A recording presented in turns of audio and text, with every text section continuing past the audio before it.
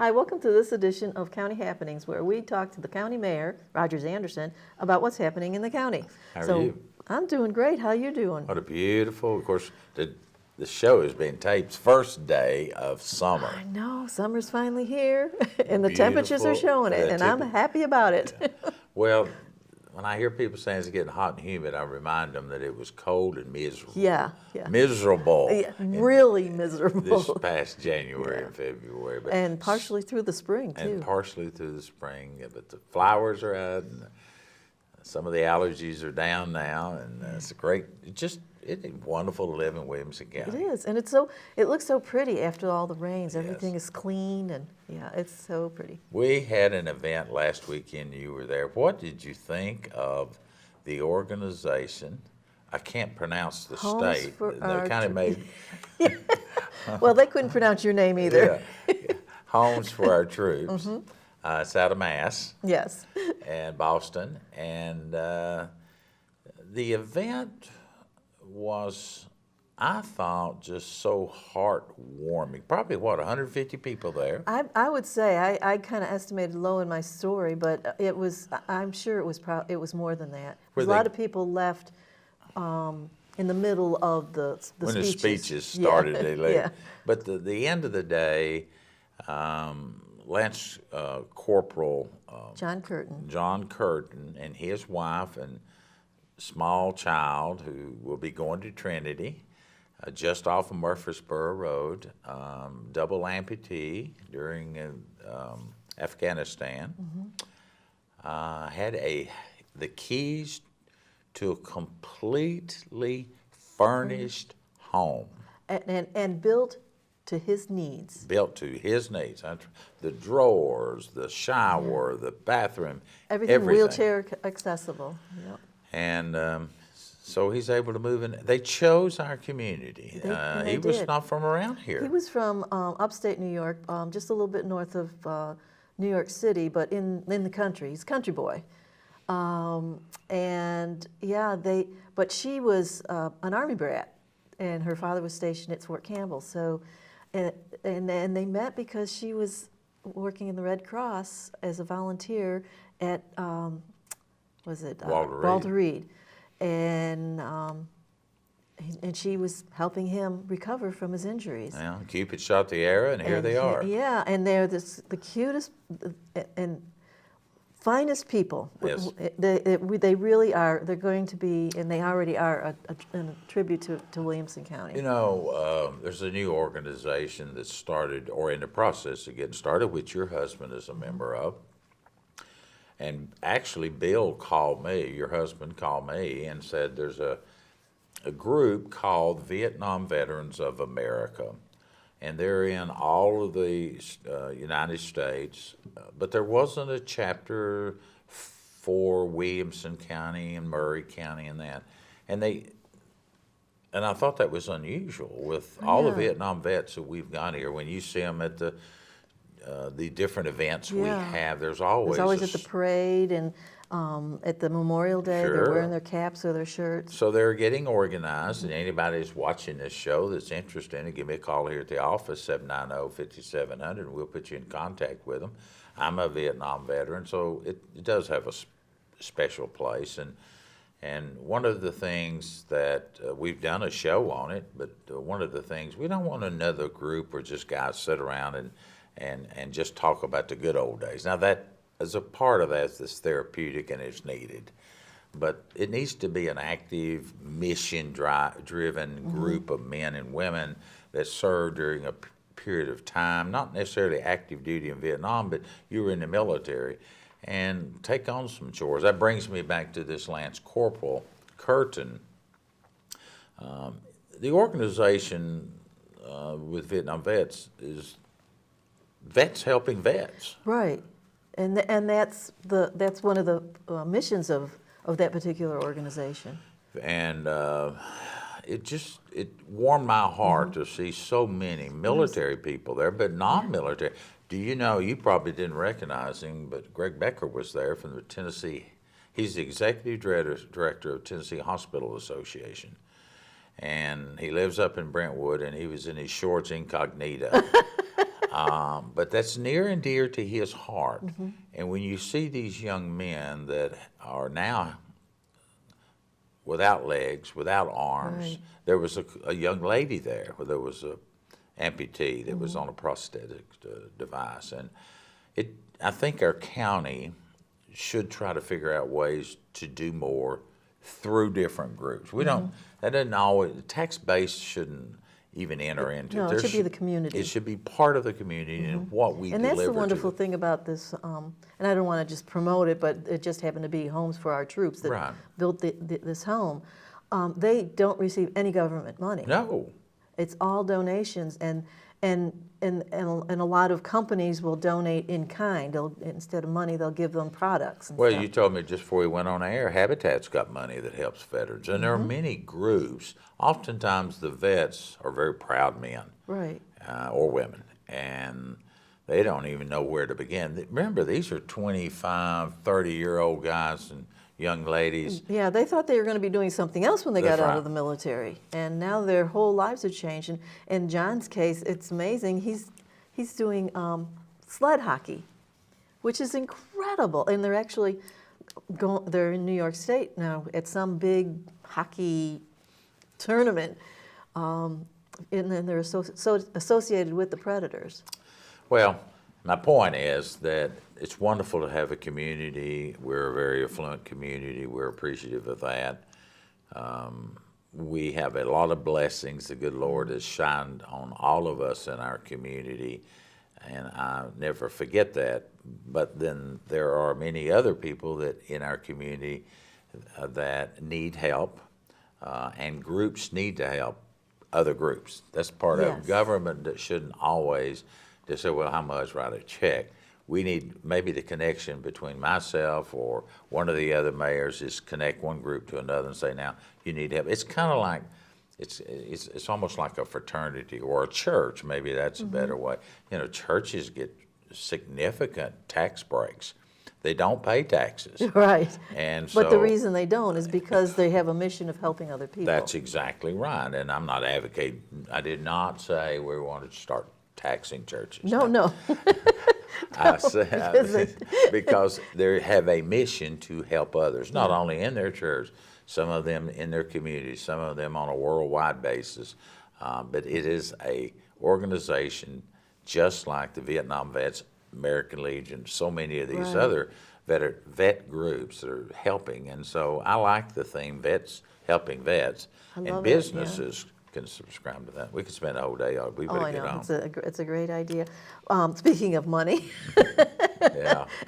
and doling out, the budget is you're wrapping it up. Yeah, in we another, are. Another The two second, weeks? yeah, the second week in July, we'll have our all-day meeting. We're still tradition Yeah. a little bit in this county. Not all counties meet at 9 a.m. in the morning. They've moved their meeting dates to the evening hours. But this county has had a history of, I think, always, the old quarterly courts for you that are watching, there used to be quarterly meetings to look at for the county to look at the expenses that they were going to have. Well, those now are all throughout the year. And the one meeting, though it has stayed traditional, is the meeting in July, and that's when the budget's set, that's when the finances, even though it's gone through weeks and months of committee meetings, the second Monday in July, 9 o'clock in the county commission room at the complex, the laborious job goes for the legislators, 24 county commissioners, will be voting on the different appropriation and expenses. This year, total budget is going to be around $625 million. We continue to grow, just like our Yeah. population grows. Unfortunately, this year, there's an 11 cents property tax that the schools, and I know some people say, well, the schools get everything. The schools need it, you just fund it. It's the first property tax we've had in several years.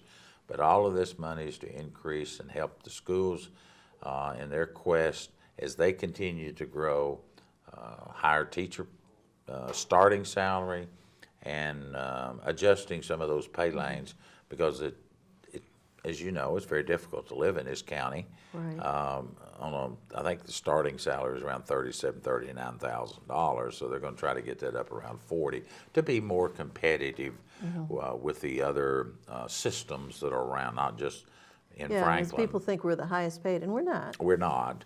And the private side's about the same. But you get into some of the systems like the larger school district that have more issues to deal with. The salary, starting salary and the continuing salary, because they do have to live and work. And So deal it's with about different 11 things than we cent do. property tax is being proposed. We've just about, over the last several years, Carol, turned over every leaf looking for a way so that we wouldn't have a property tax. And we're to that point, we need to do something, or it's really going to strain the budgets to schools and the general operation of government.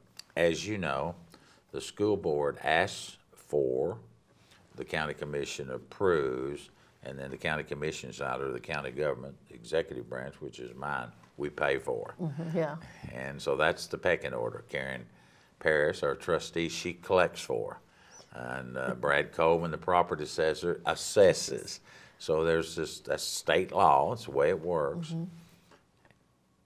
It's not always fun to talk about increasing taxes No, because but- none of us like it. Right, but there's also it's not only the schools that with the growth that need, but you've got public safety that needs more officers and people working in those different various departments, and we've got our rescue squad is volunteer, but you still have to get equipment. Yeah, trucks and backpacks and breathing apparatuses, training, building. Radios, systems and Radios stuff. are all very, very expensive. I was looking at some statistical data in my office the other day, just how much we've grown since 2000 and 2000. I mean, you break them in 5-year increments, and all the new jobs. Our unemployment rate is below 2% now, 1.9. And then when it's at 2.25, everyone is working that wants to work. I mean, you can tell that there's fewer people around that want to work because there's a lot of help wanted signs. There are, and even in government, even the crew here, it penetrates every part of your well-being in government, because your law enforcement people, you want them to be able to live in your community, and it's very difficult for them to do that. Your healthcare side, which is the hospital, the city side, it's everywhere that we just have this need for good qualified people, but they need to be paid. Right. I noticed. You don't want to train them and have them leave, No. which happens a lot in smaller communities. That's right. It's very hard for us to find part-time people to do a lot of the jobs we do, like school bus drivers. There's a sign on the front of the complex. They're paying $17 an hour plus benefits. Wow. To drive For a school part-time bus. job. For a part-time job. But it's a very important job. Right. And If the kids can't get there. If kids can't, well, teachers may like it. Yeah. But when you really think about, surely you can find different, when they first came to us, they said, well, you can't. They're just, first of all, you don't have the workforce is depleted on those salaries. So the other side of it is, which It's people having the time early in the morning, in the middle of the day Sure. to do that.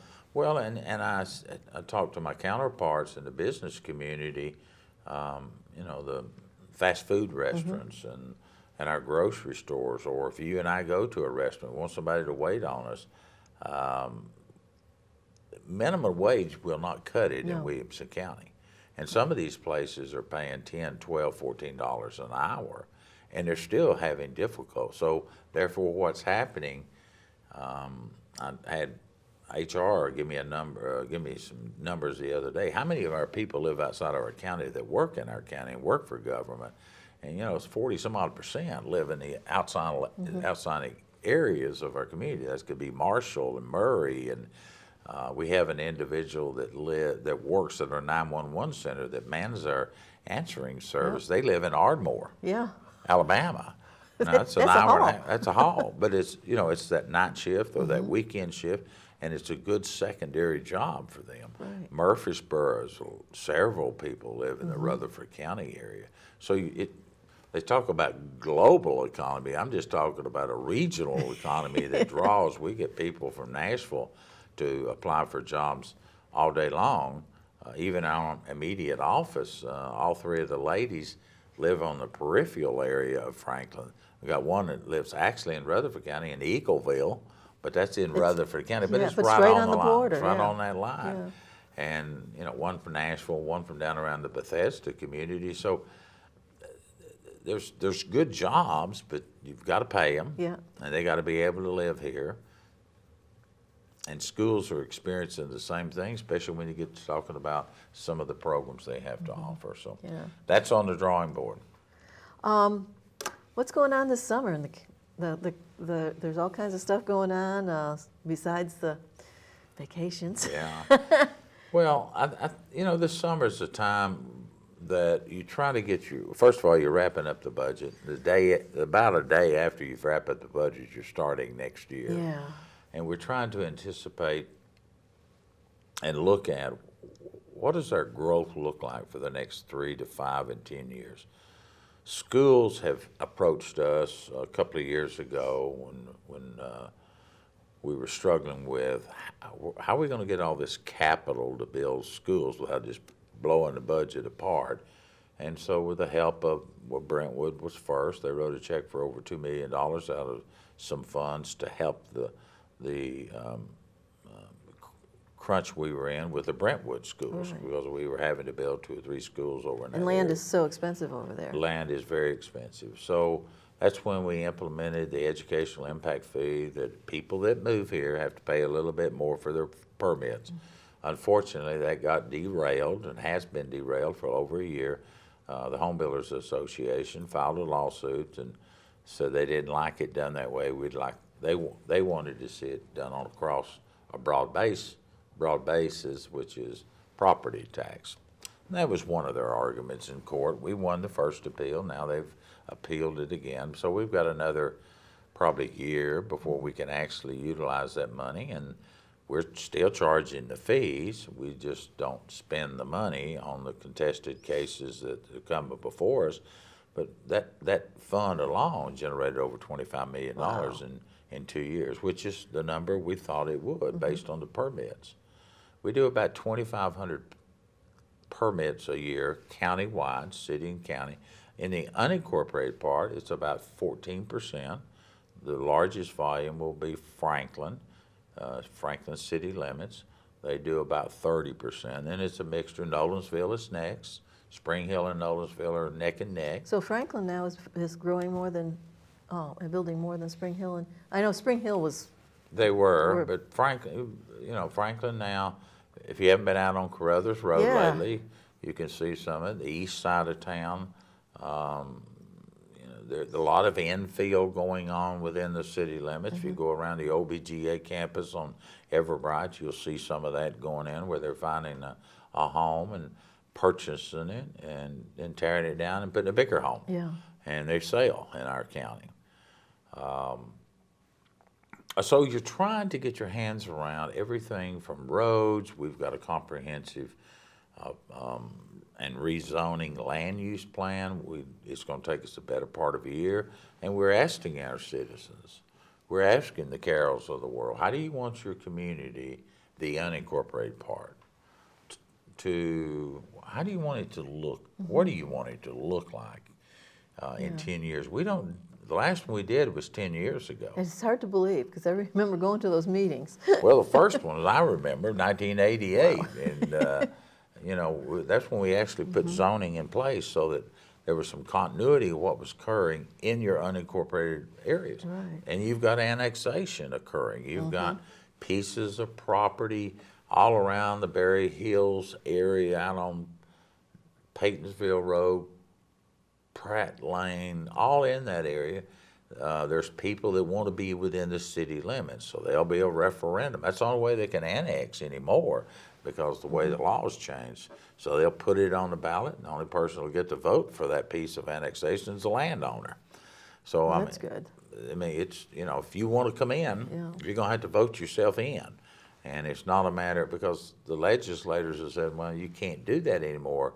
You can't just gobble it up. You can't just gobble it up, because there's somebody in that gobbling area that doesn't want to come in the city. So now it's one by one, case by case. Well, that makes planning very difficult for the Right. city.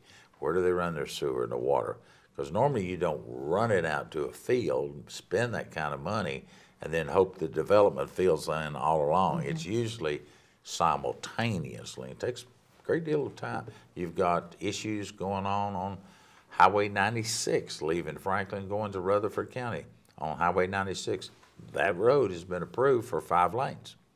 Now, it'll be 6 to 10 years before Right. all of it's completed. But if you go out to Triune, we're working on that intersection as we speak this morning. So there's a lot of growth occurring everywhere. Nolensville, we are Yeah, that is bursting. Spring Hill with their new road coming in off of I-65 down around Buckner, down by the old R.C. Alexander farm. There's 700-800 acres. Then you get on the other side of the interstate, there's several thousands of acres. So it kind of bears out what the people who study this, we've got about 230,000 people countywide now. And by the year 2040, they're estimating it to be around 500,000, a doubling plus, 100% growth. But that's kind of what we have done when you go back and look Yeah. at the census numbers. Well, I remember talking to you maybe 5 or 6 years ago, and you projecting that by 2020 or 2025 we were going to be at 250, and I about fell over in the chair. Well, we were 230 and got a year and a half to go, and we may not get that many. But But by 2025 we will. Well, another way to look at it, we have to do census every 10 years, Right. required by Congress. In 2010, now that was 9 years ago, we had 183,000 people. We're at 230 in 10 years. Yeah.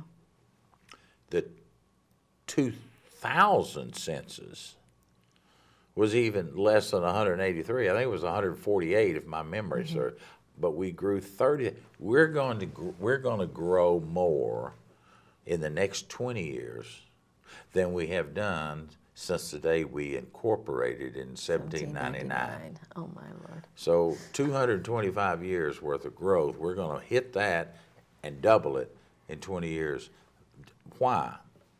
People want to live here. The schools, the quality of life, et cetera, et cetera, et cetera. So government has to figure out a way to maybe slow it a little bit, but somebody's got to pay for the roads. Somebody's got to pay for the schools. Yeah. And you don't want to always burden the existing taxpayers, and so that's And why how we do do you? some. And how do you? And it's not all government in this aspect, but how do you maintain the quality of life that people are coming here to live? It's a challenge. Matt Large in economic development people tell me that the number one state moving in here is California, of people. Yeah. And there's a really large reason for that, and it's called no state income tax. So that And they're so overburdened. and they're so overburdened. It used to be that our state was a great place to work, had low taxes, low business taxes, great state to work. Still is, but it was a terrible time in the old day to die. Yes. Because of the inheritance taxes and all the things that go on. The legislators, when Charles was still alive up there. That's what people were. They get to a certain age, they move to Florida or they someplace go to else. those states where they don't get hit with that inheritance tax. Well, Tennessee's changed their model, and so as of now, I think you can have, I think it's $4.5 or $5 million worth of exemptions at the time of your death. That'll hit the vast majority of people, that you don't have to pay taxes on that money. I think just living in a safe community. I mean, Williamson County, we've got great law enforcement, from the sheriff to the police chiefs and things like that. Certainly, we've discussed many times over schools. It's a healthy community. Now, I'm not the poster child for a lot of that, but you know, I love my garden, and Yes, you I do. try to get my exercise. But Mother and Daddy, they blessed me with big belly and big hips, and I just have to live with it. I know the feeling. Yeah, and it seems like the more I exercise, the hungrier I get as I get older. I don't know what the magic way to do it, but I kind of got sidetracked, didn't I?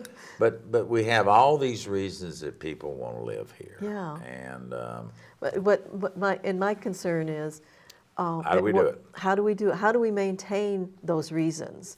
Because I mean, we keep getting more and more people, and we saw this years ago at Franklin High School when it was overpacked. Mm-hmm. And it was just, it's like having 3 kids in the back seat where they're touching each other. That's a good analogy. How do we maintain that? I think the community will tell us that. I think Yeah. these communities we have, the And community that's- meetings yeah. the cities have, the community will tell us, figure out ways to preserve what you've got, and at the same time, you can't stop it. You can manage it. But yeah. But we're huge, and we should be. Property right state and a property right county. Exactly. Now, we've had this conversation personally and on this air. If you own 100 acres, Somebody makes an offer, that's it. you should be able to sell it. And now they sell property on best use for the property. What could be best use? So if you get around the interstate and you've got 25 acres or 10 acres or 100 acres, what could it be used for? The other people don't necessarily like it, but we're a huge property right. Yeah, and conversely, once things get started growing around, they don't want a cattle farm in the middle of No. Carruthers Parkway. No, agricultural is still done here, but it's done on a lot smaller scale. Yeah. We still have lots of farms. We just got a minute left. We better wrap it up. But, you know, I do encourage you to get out, call your county commissioner, call our office, find out where these meetings are, voice your opinion, because Yeah, and the they'll be things we're posted in going the to vote paper, on, the yeah. legislative branch, the county commissioner's going to vote on over the next year, are things we're going to have to live with for 5 to 10 Right, years. so if you want your community to be more rural or more urban or whatever, get your voice heard. Yep. And State of the County, July July 24th, come on out. yeah, it's going to be at Marriott Inn, and it'll be an informative time. Hope so. And see you next time on County Happenings.